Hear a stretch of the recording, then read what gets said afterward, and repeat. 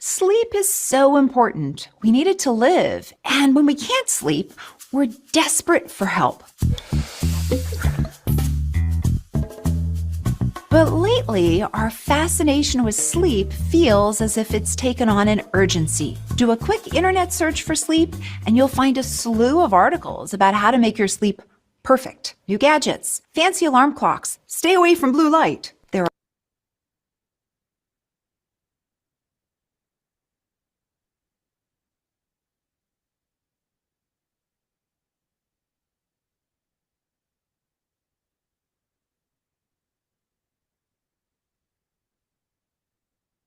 Tidur itu penting, kita membutuhkannya untuk hidup. Jika kita tidak bisa tidur, kita sangat memerlukan pertolongan.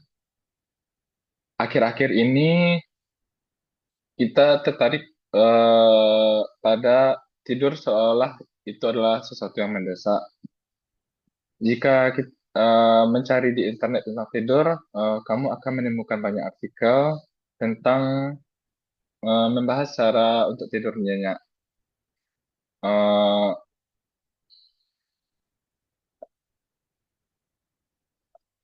HP baru dan jam alarm Karen, dan menjauhi sinar biru.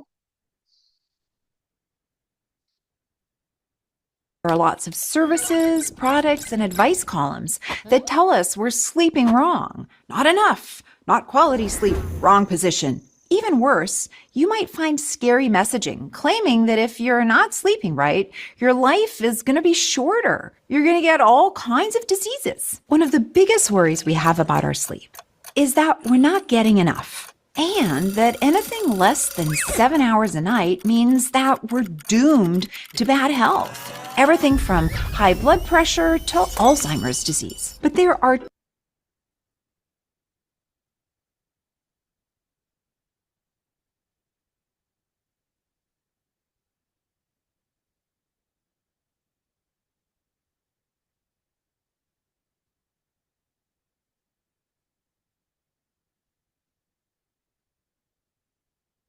Ada banyak layanan, produk, dan kolom saran yang berkata kalau tidur kita salah, tidur tidak berkualitas, posisinya salah.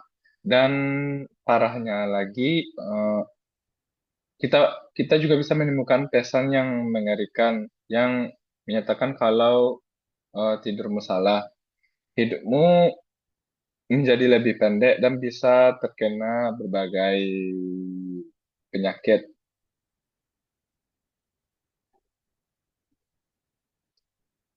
Eh,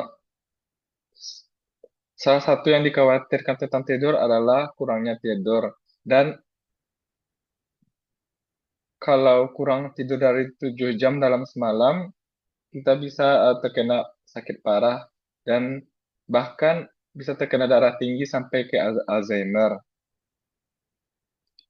two flaws with this kind of messaging. The first flaw is that it's not completely accurate. 7 to 8 hours of sleep, while recommended for adults, is just an average. And while messages have to be simplified for health communication to the public, sometimes important nuances get lost. So, yes, it's true that not getting enough sleep in the long term is associated with health problems like cardiovascular disease, diabetes, and depression, but fixing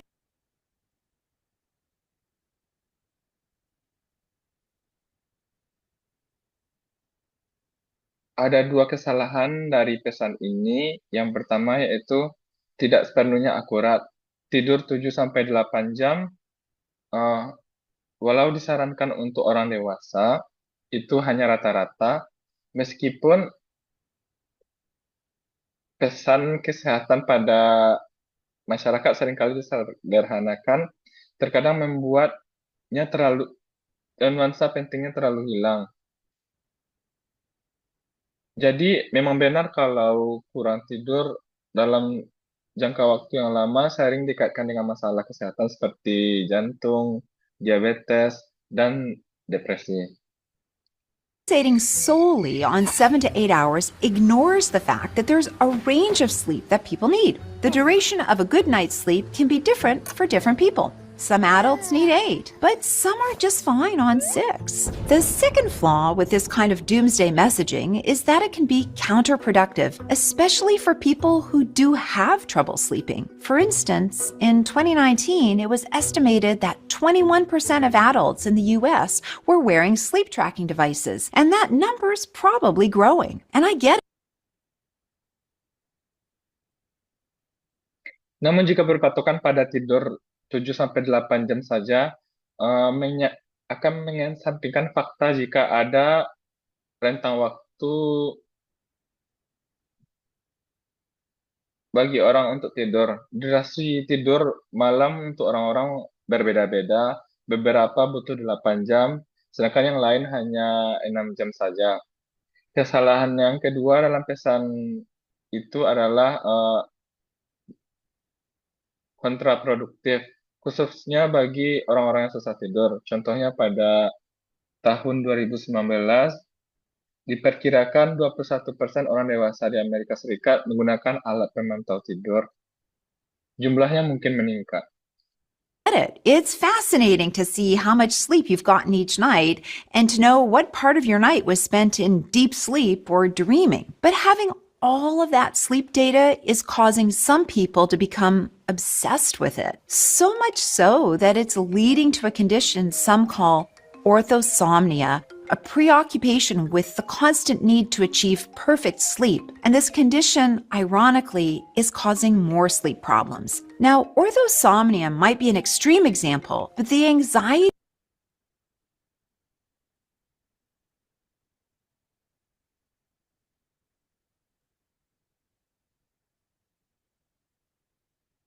Memang menarik melihat seberapa nyenyak kamu tidur setiap malam dan di bagian apa kamu dapat tertidur nyenyak atau bermimpi. Namun dengan memiliki seluruh data itu membuat beberapa orang menjadi terobsesi.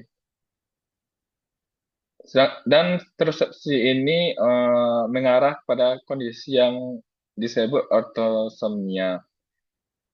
Kecanduan pada kebutuhan rutin untuk mendapatkan tidur yang sempurna. Kondisi ini justru menyebabkan lebih banyak masalah tidur. Ortosomnia mungkin contoh yang ekstrem. of not getting enough sleep is keeping some of us up at night. So here's what some experts are saying. Stop fixating on the number, because that can lead to unrealistic expectations of sleep.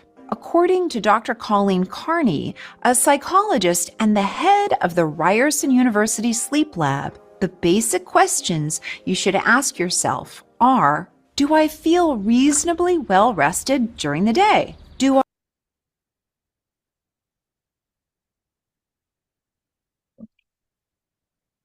Oke.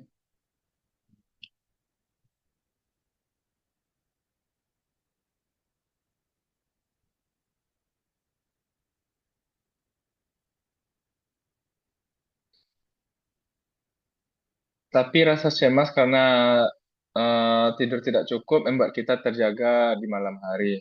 Menurut para ahli, jangan fokus terhadap angka karena bisa mengarah pada ekspektasi tidur yang semu. Menurut psikolog dan kepala lab tidur di Universitas Ryerson, pertanyaan dasar yang harus kamu tanyakan kepada dirimu sendiri adalah, apakah aku istirahat dengan baik pada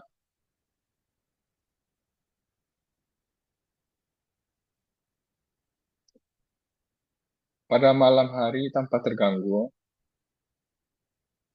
I generally sleep through the night without disturbances? Or if I wake, do I fall back asleep easily? Can I stay awake through the day without involuntarily falling asleep? If your answers are yes to all three, you probably don't need to worry about your sleep. And if you're struggling with your sleep, instead of buying expensive blue light filters or fancy sleep trackers, try talking with your doctor to make sure there aren't any medical conditions that need to be explored first. Then,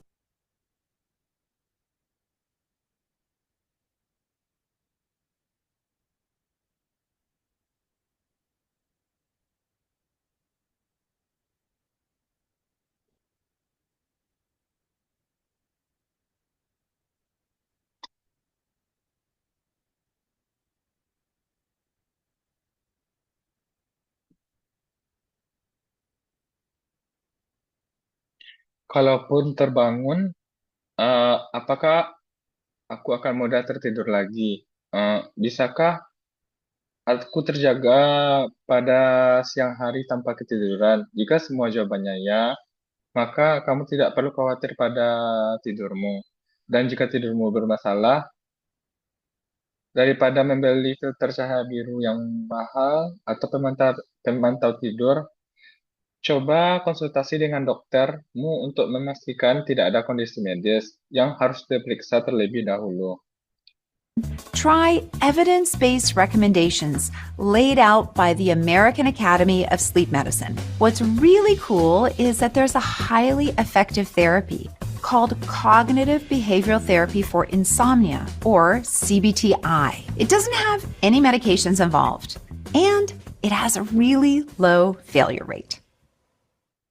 I used to be a corporate lawyer. I was a house.